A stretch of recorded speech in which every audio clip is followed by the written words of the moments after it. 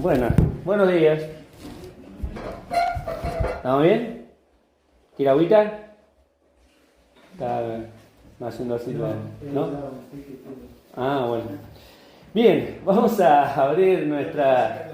No me está sacando la lengua. No, yo pensaba que me quería tomar agua, por eso. Vamos a abrir nuestras Biblias ahí en el libro de Hebreos, ahí capítulo 9. Estábamos en este tiempo, habíamos empezado el domingo pasado, ya estoy hablando sábado. El domingo pasado habíamos empezado a ver el tema del arca, ¿sí? Y hacíamos una énfasis en que estamos en un proceso en la cual estamos como en la pretemporada de los equipos, ¿sí? Cuando el director técnico ahí está preparando a sus jugadores, está eligiendo por qué lado van a jugar, está haciendo pruebas técnicas, algunos se tienen que poner en condiciones. Sí, yo ayer miraba unas par de fotos después que terminamos el cumpleaños de Hannah y me miraban los abdominales, digo, ¿cuántos abdominales tengo? Pero bajos. Eso es el hecho de que uno a veces pierde, ¿sí? Justamente el ponerse en estado, ¿no? Y compartíamos las cosas que Emma también nos compartía de su tema de salud, de las cosas que tenían que cuidarse. Y uno se pone a fijar en eso, que para estar en un cierto nivel, uno tiene que cuidarse y tiene que justamente ponerse en condiciones. Si no, no puede participar. ¿Sí? También requiere de esa condición que uno se alimente bien, que uno tenga una vida sana. Cosa que muchos tratamos de hacer, pero lo hacemos obligadamente cuando vamos al médico. Y el médico nos dice, mira, estás mal de esto, estás mal de aquello, tenés que hacer esto, tenés que hacer aquello. Y recién ahí tomamos cuenta de que, ¿por qué no lo hice antes? ¿Por qué no lo fui manteniendo antes? Ese cuidado que nosotros necesitábamos. Y justamente, pensando en este año, ¿no? Habíamos empezado a hablar sobre el tema del arca. Y cómo para el pueblo de Israel el arca era tan importante, porque la presencia de Dios estaba entre medio de ellos y eso significaba victoria para ellos. Eso significaba una relación profunda con Él. ¿Se acuerdan que habíamos visto que Dios dice que a través del arca se iba a manifestar hacia ellos, iba a hablar con ellos? Y la palabra cuando habla ahí de manifestarse o de hablar con ellos, habíamos visto que tenía que ver con una cita. Pero no una cita obligada como la de un juzgado, sino la cita que uno se da para establecer una relación matrimonial. Tiene que ver con ese contexto. El Señor nos llama todos los días, decía César, a hablar de Él, a abrir su palabra, escucharlo hablar, pasar tiempo en oración. No es cualquier cosa lo que el Señor estableció. Para algo el Señor vino a la tierra y su nombre ¿cuál era? Emmanuel, que significaba Dios con nosotros. Y se va el Señor Jesús y viene el Espíritu y deja de ser Dios con nosotros y no se transforma Dios en nosotros. Ahora está acá. Lo tengo yo, lo tenés vos. Si realmente hemos creído en Jesucristo, el Espíritu mora en nosotros y el Señor nos anhela de tal manera. Y decíamos que íbamos a ver hoy qué contenía esa arca. ¿Sí? Capítulo 9 del libro de Hebreos, hay tres cosas que estaban dentro del arca, versículos 4 y 5. Dice ahí, el cual dice tenía un incensario de oro y el arca del pacto cubierta de oro por todas las partes, en la que estaba una urna de oro, que contenía, ahí están las tres cosas, el maná, la vara de Aarón que reverdeció y las tablas del pacto, y sobre los querubines de la gloria que cubrían el propiciatorio, de los cuales las cosas no se puede ahora hablar en detalle. Y justamente vamos a llegar hasta ahí porque no se puede hablar de muchas cosas en detalle. Pero sí, vamos a ver una de esas tres cosas. Habíamos dicho que el maná era un símbolo de la provisión de Dios, la vara de Aarón era un símbolo del poder de Dios, y la última, ¿sí? la vara de Aarón, y habíamos dicho que en la última estaba las tablas del pacto que hablaba sobre el poder de la palabra de Dios. Y vamos a ver la primera, ¿sí? Acompáñame ahí al libro de Éxodo capítulo 16. Libro de Éxodo, el capítulo 16. Vamos a ver si nos ponemos un poco ahí en condiciones de ver, de poder aprender de la palabra del Señor y que realmente te habla a vos como me habló a mí, para poder entender este precioso momento que es el arca en medio de nosotros y lo primero que vamos a ver, el maná. El capítulo 16, el versículo 31 del libro de Éxodo, hace una definición de lo que es el maná. Ahí dice, para la casa de Israel, dice el versículo 31, y la casa de Israel lo llamó maná. Y como era una semilla de culantro blanco de sabor como hojuelas de miel, y dijo Moisés, esto es lo que Jehová ha mandado. Y ahí empieza a decirle, llenar el gomer de él, guardarlo vosotros y sus descendientes, a fin de que sea el pan que yo os di a comer en el desierto, cuando lo saqué de la tierra de Egipto.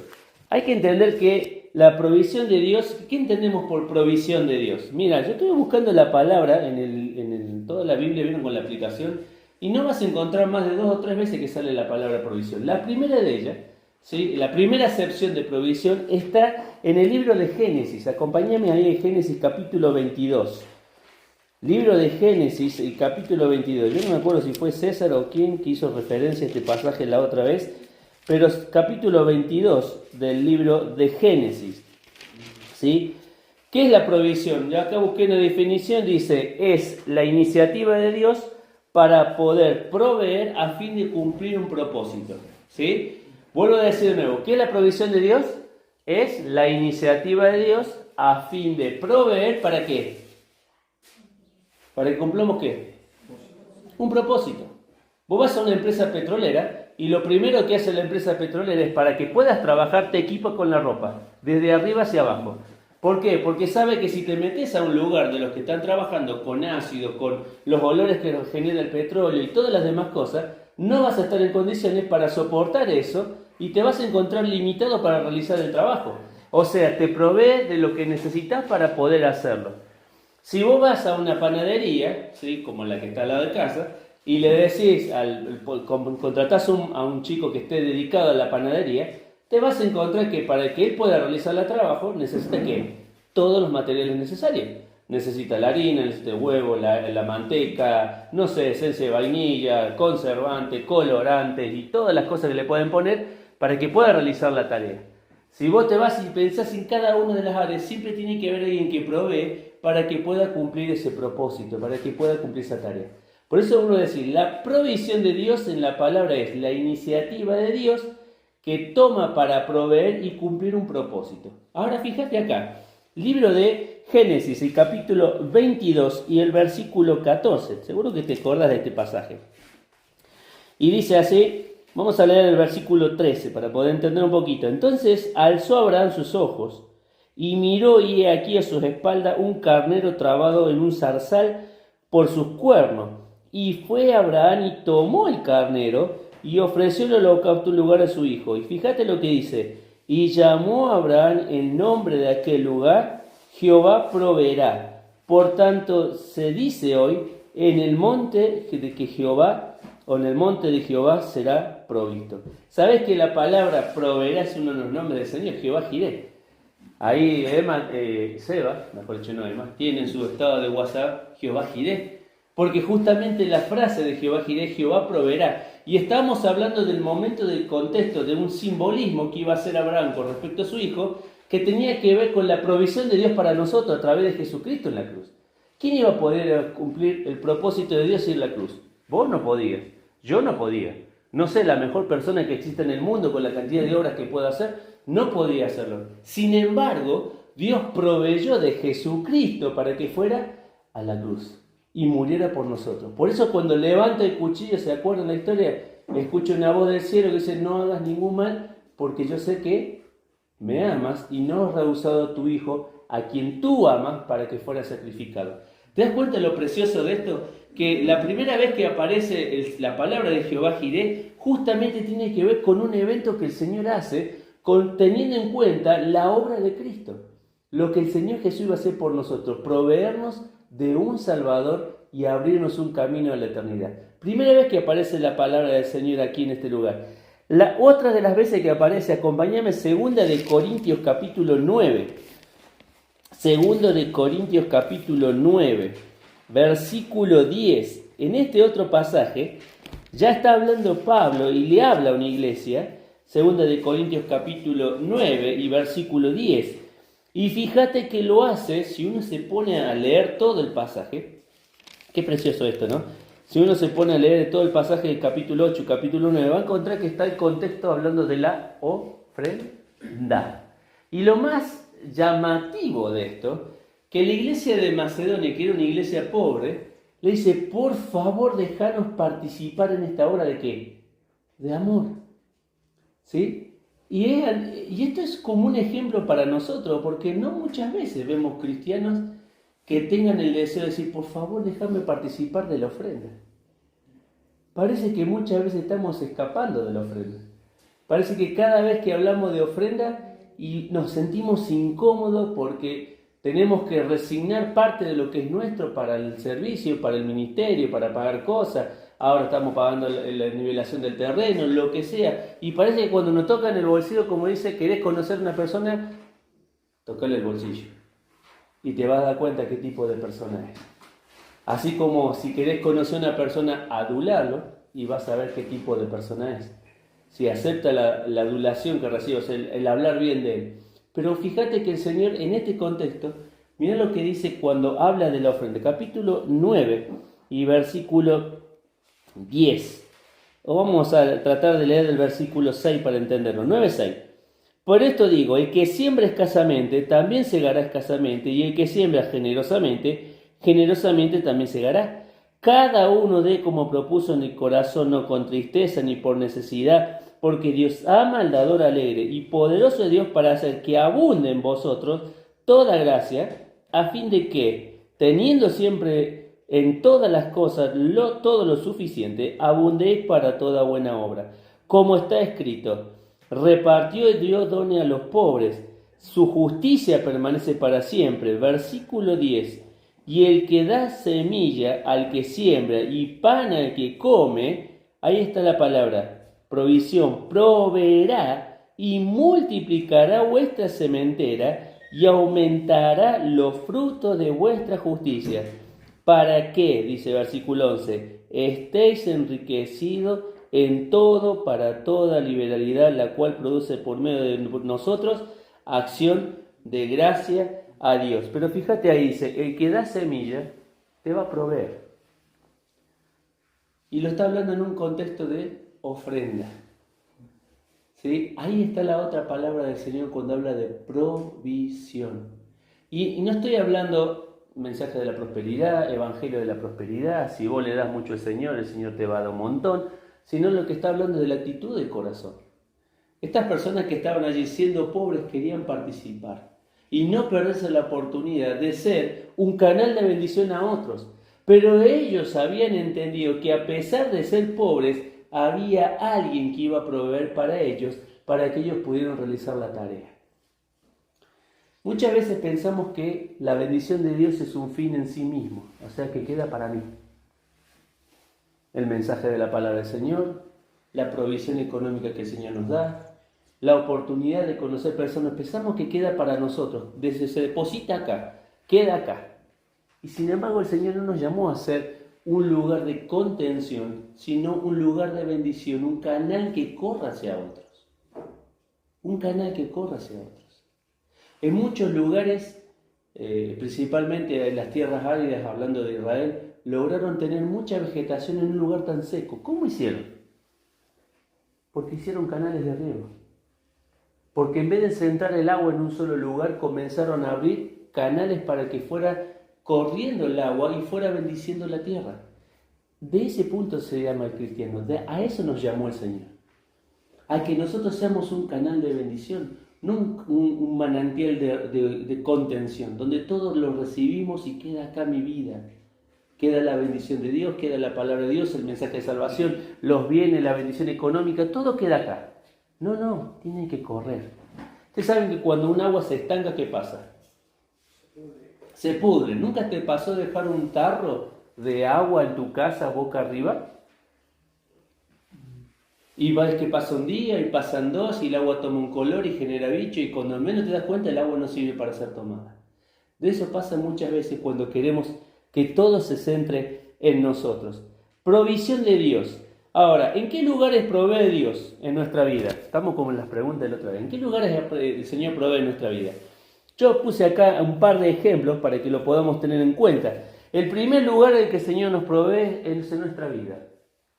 ¿Vieron cuando Pablo le escribe con el 2 de Timoteo que tenemos que estar contentos con las cosas que nosotros tenemos ahora? Y estaba hablando de comida, de vestimenta y de un lugar para dormir, un lugar para vivir, donde reposar la cabeza. primer lugar que el Señor manifiesta su provisión es en tu vida. Yo te pregunto, yo siempre cuento que nuestra infancia en casa no era la mejor, teníamos un buen pasar. Muchas veces había cosas que no se podían comprar. En el caso mío, que era el menor, muchas veces recibía la ropa del que era el mayor. ¿Sí? Estaba mi hermana, Noemí, Enrique en segundo lugar y yo venía en tercer lugar. Y para mí muchas veces no había ropa nueva. Para mí muchas veces era la ropa que recibía ¿de quién? De mi hermano Enrique. Y tenía una particularidad mi hermano, que no voy a hablar mal de él, pero tenía una particularidad que le gustaba, él cuando empezó a trabajar le gustaba comprarse la ropa de marca. Ropa de marca. Y a mí yo miraba que la ropa que me llegaba a mí no era de marca. Y la que él usaba a veces la usaba bien, y cuando ya ve que se empieza a desgastar un poquito, bueno, esa pasaba para mí, dijo. Pero nunca, a pesar de eso, nunca me faltó nada. Nunca faltó nada en la casa de mis padres. Yo siempre le digo a Hanna que a veces escoge para comer. Nosotros en casa muchas veces no teníamos para escoger qué comer. Había un pan, siempre lo digo, pan con aceite y sal a las tardes. Y a veces no había pan, era pan duro con aceite y sal. Y comíamos eso en casa. Y a veces lo escucho a don Guillermo cuando cuenta sus historias, sus anécdotas, de las veces que uno pasa necesidades y no nos damos cuenta de que no es que estamos muertos de hambre, sino que el Señor sigue proveyendo, sigue trayendo cosas a nuestra vida. Elías fue una persona que recibió justamente eso de parte del Señor. Elías predijo la sequía y Dios lo sacó de su lugar y lo mandó a un lugar lejísimo. ¿Saben el lugar que lo había mandado Dios a Elías? ¿Se acuerdan? Lo había mandado a un lugar tan lejos que ese lugar le permitió ver que los cuervos le traían carne de día y carne por la tarde. ¿Es una provisión del Señor? Y cuando pasó ese tiempo dice, ahora levántate, anda a Sarepta, porque yo he llamado a una viuda que te sostenga. ¿Sabes que la palabra Sarepta significa lugar de refinación? Lugar de fundición. ¿Qué es lo que estaba diciendo el escritor ahí? Que tenía que ser probado. En la provisión de Dios somos probados nosotros. En las cosas que Dios hace todos los días. Pero a veces no nos damos cuenta, no valoramos. Es como en la salud. Nadie dice gracias Señor por la salud. Siempre empezamos a orar, Señor, dame salud. Porque tengo esto, porque tengo aquello, porque no puedo ver, porque me duelen las piernas, porque me duele aquello. Siempre extrañamos la salud cuando no la tenemos. Ahora, es provisión de Dios. Mirá otro lugar donde el Señor provee. El Señor también provee en el servicio, en la obra que nos ha puesto en nosotros. Mirá lo que ha puesto el Señor primeramente en nosotros. El Espíritu Santo. Hechos capítulo 2, ¿qué dice? Que estaban todos reunidos ¿en dónde? ¿En qué lugar? Jerusalén. ¿Dónde los mandó el Señor? Vayan a Jerusalén porque recibiré poder para ser testigos. ¿No es provisión de Dios? Poder de Dios para que nosotros podamos obrar. Segundo lugar donde el Señor también nos da. Segunda de Tesalonicense, acompáñame, perdón, segunda de Timoteo. Segunda de Timoteo capítulo 3. Segunda de Timoteo el capítulo 3, versículos 16 y 17. Pasaje que le enseñamos a los chicos de memoria. ¿Sí? Pasaje que muchas veces nosotros lo tenemos que tener presente en nuestra vida. Dice segunda de Timoteo 3, 16 y 17. Toda la escritura es inspirada por Dios y útil para enseñar, para redarguir, para corregir, para instruir en justicia, a fin de que el hombre de Dios sea perfecto. Y la palabra de perfecto ahí significa que esté equipado. ¿Saben por qué estudiamos la palabra del Señor? Porque necesitamos conocer el manual de la vida y aprender a solucionar problemas. Y aprender a solucionar y enfrentar desafíos. Y aprender a conocer a nuestro Señor. Todos decimos, y nadie confía en la otra persona. Si vos querés confiar, lo tenés que conocer. ¿Por qué te crees que cuando vas al Mercado Libre, querés comprar algo y qué buscas primero? La reputación del vendedor. Si el vendedor está sobre la línea verde, quiere decir que es confiable, porque muchas personas le han comprado. ¿Y qué lograron de ese vendedor? Que cumpliera con la entrega, que sea una persona que vende lo que dice que está vendiendo, que no te esté verseando, porque hay muchos verseros también que venden cosas que no son justamente las que dicen que venden. Buscamos la reputación ¿para qué? Para poder confiar. Ahora, vos fíjate, si el Señor Jesús fuera Mercado Libre, que no lo es, ¿qué nivel de reputación tendría? Sería denominado excelente vendedor. Dentro del Mercado Libre Platinum, ¿viste? Como diciendo la máxima expresión de vendedor, la máxima persona que merece nuestra confianza. Estaría en ese lugar, ¿no? Porque hasta ahora el Señor ha provisto todas nuestras necesidades, pero también nos provee para la obra, su palabra, su Espíritu Santo. Primera de Corintios capítulo 12, fíjate lo que dice ahí, Primera de Corintios capítulo 12. ¿Qué más el Señor ha provisto para nuestra vida? Primera de Corintios capítulo 12, versículo 7, capítulo 12 de Primera de Corintios y versículo 7. Todo el pasaje habla sobre los dones espirituales, pero dice el versículo 7, pero a cada uno, está hablando de cada individuo, de cada hermano de la iglesia, cada creyente que creyó en él, cada uno le da la manifestación del Espíritu para provecho. En una versión como la NTV dice, a cada uno se le ha dado un don. Se le ha dado un don. ¿Para qué dice ahí? Para provecho.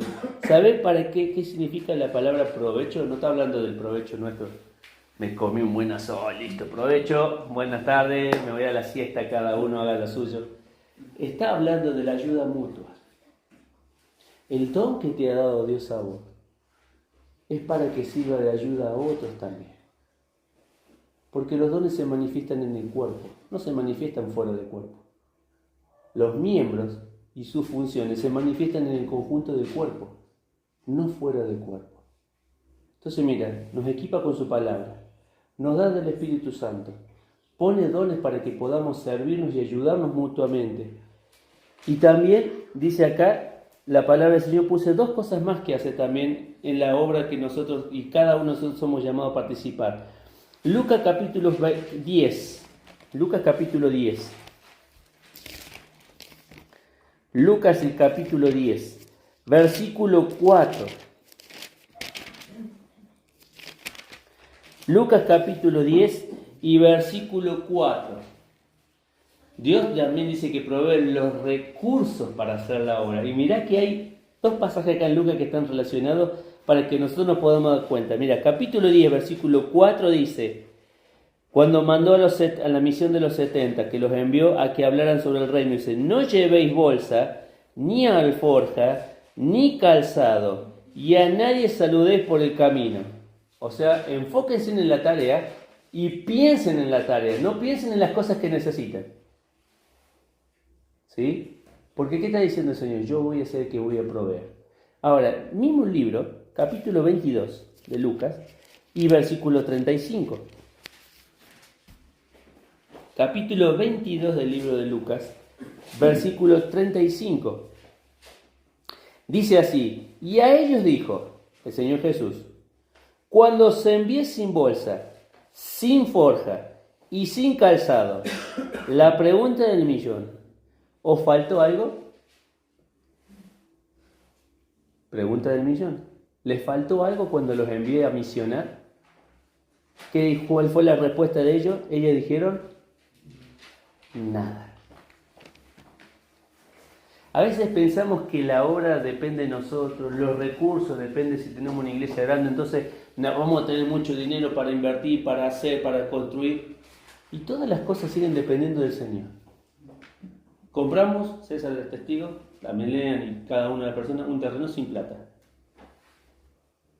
No tenía plata la iglesia. Nivelamos con poca plata, no sé de dónde, pero cada uno ha puesto en la ofrenda lo que necesitábamos. Y uno dice, es plata lo que se necesitó para hacer la primera parte, pero el Señor proveyó. No tenemos edificio, pero tenemos este lugar que el Señor proveyó. ¿Te das cuenta? Y podríamos hablar de un montón de cosas que el Señor hace. Por eso es cuando tenemos que encarar una actividad pensando en este 2023. Tendríamos que pensar si realmente estamos en los caminos del propósito de Dios para mi vida. Porque mientras estemos en su propósito, nada va a faltar. No para que nosotros cometamos a veces infantilidad o a veces la falta de madurez de decir, me va a proveer todo lo que quiero. Quiero un auto, quiero una casa, una esposa o hijo, buen salario, buen cosa. No está hablando de eso el Señor. Está hablando de lo que necesitamos para cumplir su propósito. Eso está diciendo, lo que necesitamos para cumplir su propósito. Y la última de las cosas, Éxodo capítulo 31. ¿Qué otra cosa más provee el Señor? Éxodo capítulo 31. Me gusta este pasaje también porque habla de la provisión que Dios tiene. Y a veces, vieron que decimos, ¿cómo vamos a poder realizar la tarea, tal cosa? Hoy si tuviéramos que construir, uno se pone a reír porque dice, bueno, tenemos gente que sabe de madera, tenemos gente que sabe de electricidad, tenemos gente que sabe de yeso, tenemos gente que sabe cocinar, tenemos gente, cada uno, hasta tenemos peluques. Mira, entonces cuando te da el calor de tener el cabello largo, ahí va, se va. El Señor provee, pero también provee de personas para la tarea. Y dice acá, capítulo 1 capítulo 31 del libro de Éxodo, versículo 1. Y habló Jehová a Moisés, diciendo, mira, yo he llamado, fíjate bien, por nombre a Bezaleel, hijo de Uri, hijo de Ur, de la tribu de Judá, y lo he llenado del Espíritu de Dios, en sabiduría y en inteligencia, en ciencia y en todo arte, para inventar diseños, para trabajar en oro, en plata, en bronce, y en artificio de piedras, para engastes, y en artificio de madera, para trabajar en toda clase de labor. Y he aquí yo he puesto con él a Oliab, hijo de Ahisamac, de la tribu de Dan, y he puesto sabiduría y ánimo de todo sabio de corazón para que hagan todo lo que te he mandado. Había que hacer todos los utensilios para la casa del Señor, todas las cosas que el Señor le había pedido para la construcción. Y uno se puede decir, pero yo no tengo ni idea. A David lo llamaron para ser rey. Y sin embargo, la mayor experiencia que tuvo de rey fue haber pastoreado ovejas.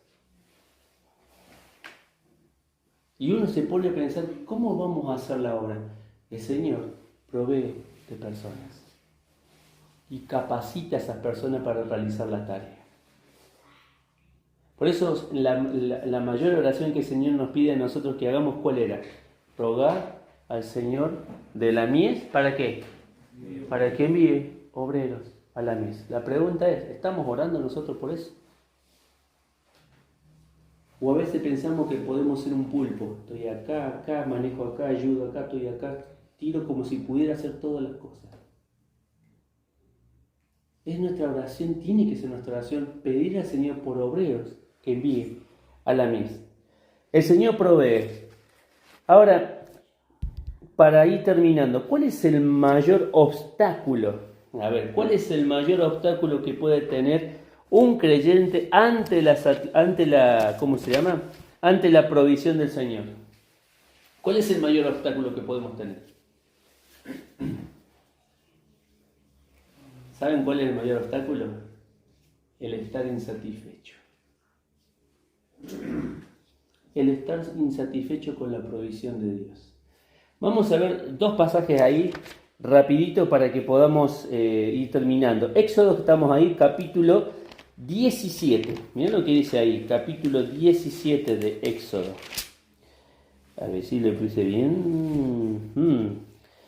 Dice capítulo 17. Son dos pasajes, uno estaba en el 16, vamos a leer primero 16.2 y después 17.3. Dice así, 16.2. Y toda la congregación de los hijos de Israel murmuró contra Moisés y Aarón en el desierto y le decían los hijos de Israel, ojalá hubiéramos muerto en mano de Jehová en tierra de Egipto, cuando estábamos a las ollas de carne, cuando comíamos pan hasta saciarnos, pues nos habéis sacado a este desierto para matar de hambre a toda la multitud. ¿No estaban conformes con que el Señor los haya sacado No estaban conformes con estar en ese lugar, pero sí tenían la oportunidad de quejarse. Y dice, estamos acá sin tener que comer. Capítulo 17, versículo 2, dice, y altercó el pueblo con Moisés, y dijeron, danos agua para que bebamos. Y Moisés le dijo, ¿por qué altercáis conmigo? ¿Por qué tentáis a Jehová? Así que el pueblo tuvo allí sed y murmuró contra Moisés y dijo, ¿por qué nos hiciste subir de Egipto para matarnos de sed a nosotros y a nuestros hijos y a nuestros ganados? Siempre la queja de insatisfacción por aquello que el Señor está haciendo. No sentirse satisfecho con las cosas que el Señor nos da. Mira, no sentirse satisfecho en las cosas que el Señor nos está permitiendo vivir va a hacer que nosotros muchas veces tengamos que tomar decisiones que nos alejen del Señor. Porque cuando hay insatisfacción, ¿qué queremos hacer? Satisfacer esa necesidad. Y a veces no la satisfacemos en la voluntad de Dios y comenzamos a satisfacer esa necesidad fuera de la voluntad del Señor. El pueblo de Israel fue uno de los que experimentó esta insatisfacción de parte del Señor. Pero la iglesia de Gálatas también tuvo el mismo proceso. Mirá lo que dice Gálatas capítulo 4. Gálatas el capítulo 4, versículo 15. Gálatas capítulo 4 y versículo 15. Dice 4:15, dice así. ¿Dónde, pues, está la satisfacción que experimentabais? Porque doy testimonio de que si hubieras podido, os hubiera sacado vuestros propios ojos para dármelos. Gálatas había perdido la satisfacción de tener a Cristo como el centro de todas las cosas. Vuelvo a decir, cuando alguien pierde la satisfacción por algo, comienza a buscar algo que lo pueda satisfacer. Puede ser la satisfacción de querer formar una familia. Me apuro, no lo puedo hacer en el camino del Señor. ¿Dónde busco? Afuera. Puede ser que no quiera esperar en los tiempos del Señor para que yo crezca, para que yo quiera trabajar, entonces me apresuro a hacer las cosas y meto la pata. Ya tenemos un ejemplo de apurarse y meter la pata. ¿Se acuerdan de Abraham? Cuando no venía su hijo y no venía. ¿Y qué dijo? Ay, bueno, ya pasaron tanto tiempo de la promesa del Señor y no se cumple. Vamos a ayudarle al Señor con su voluntad, con su propósito. Y ahí nace Ismael. Dios oye. ¿Cuántas cosas, no? Por apurarnos en los propósitos de Dios, por no esperar su provisión. ¿Quién otro se apuró? ¿Ustedes se acuerdan? El rey Saúl. ¿Se acuerdan que estaban en pie de guerra con los amalecitas? Pero no, con los filisteos. Y dice ¿qué le dijo Samuel? Espérame 3 días, que en 3 días yo vengo, hacemos el sacrificio y vamos a la batalla. ¿Y qué hizo él? Vio que la gente se desertaba y voy a tomar esfuerzo, yo me voy a esforzar, voy a hacer el lugar que no me corresponde. ¿Qué quiso hacer? El lugar de Samuel. Y ofreció el sacrificio. Y cuando viene Samuel dice, ¿qué hiciste?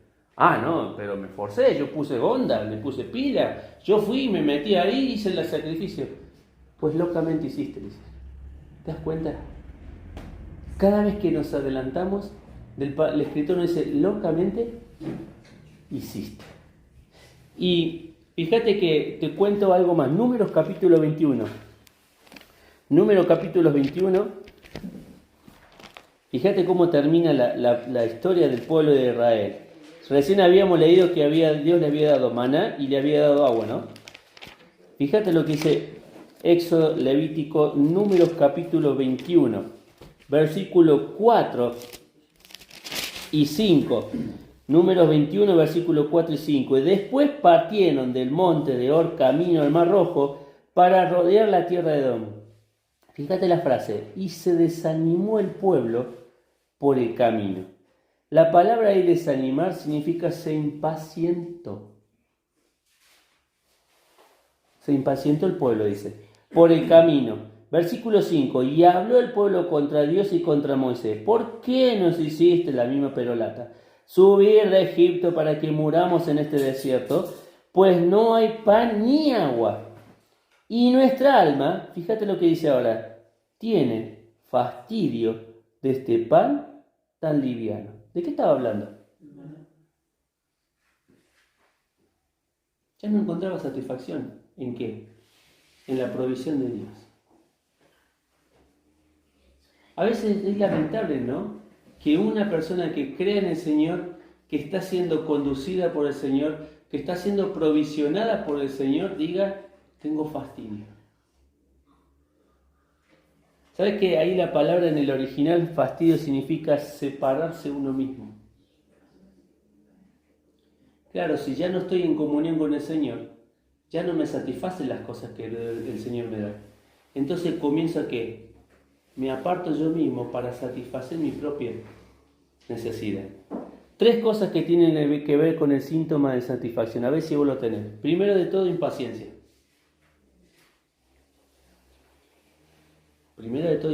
Segunda de todas, murmuración. Te empezás a quejar, empezás a hablar. Ya lo que no podés esperar con tu propia voluntad, empezás a hablar. Y la tercera, como dice acá, terminar de apartarse. ¿Habrá alguno de estos síntomas en nuestra vida? Mire que a veces hacemos, como dije recién, vamos al médico, nos dice, vamos a hacer un chequeo general. Y te manda a hacer análisis de esto, no sé aquello. Y dice, cuando tengas todo, vení. Y claro, pasan 2 semanas, 3 semanas, porque hasta que consigues un turno para un cardiólogo, un radiólogo, sacarte sangre y que estás por ahí no te coincide la fecha, cuando vos volvés a venir con todo el bagaje. Y entonces dice, a ver, ¿qué es lo que te dolía? Ah, te dolía eso. Y empieza a mirar todas las cosas que están ahí. Y dice, por todos tus síntomas, tenés una enfermedad y te empieza a decirte, ¿habrá estos 3 síntomas en nosotros? La impaciencia, la insatisfacción, la murmuración. Porque mientras estemos allí, dice la palabra del Señor, nos estamos quejando de la provisión de Dios. Por eso decíamos, el arca es símbolo de la persona de Jesucristo. Y lo que el Señor Jesucristo me ofrece son 3 cosas. Primero, su provisión. Él no va a dejar de proveer para nuestra vida. Segundo, decíamos, estaba la vara de Aarón, su poder. Y tercero, las tablas, como símbolo de su palabra. Semana que viene vamos a ver, semana que viene no. Cuando me toque hablar, vamos a ver las otras 2 que nos faltarían. Pero quiera el Señor que tengamos ese corazón de decir, Señor, gracias por lo que nos estás dando.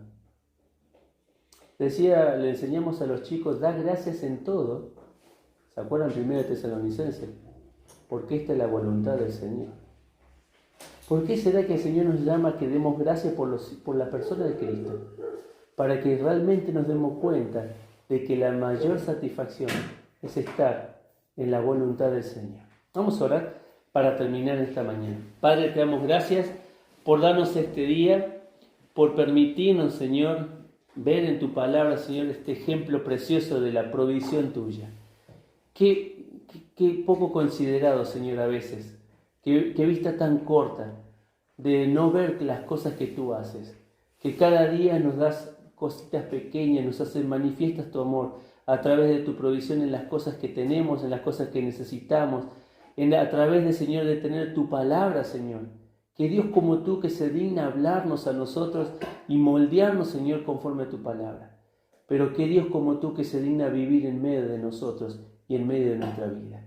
Señor, queremos agradecerte por todo lo que tú nos das. Señor, que si tenemos estos síntomas que decíamos recién, podamos revertir nuestra vida y podamos hallar satisfacción plena. Decía el escritor, probadme, Señor. Tú nos desafías a confiar en ti. Tú nos desafías a que podamos depositar nuestra fe en ti, en las cosas que cada día nos permite vivir y aún en el servicio.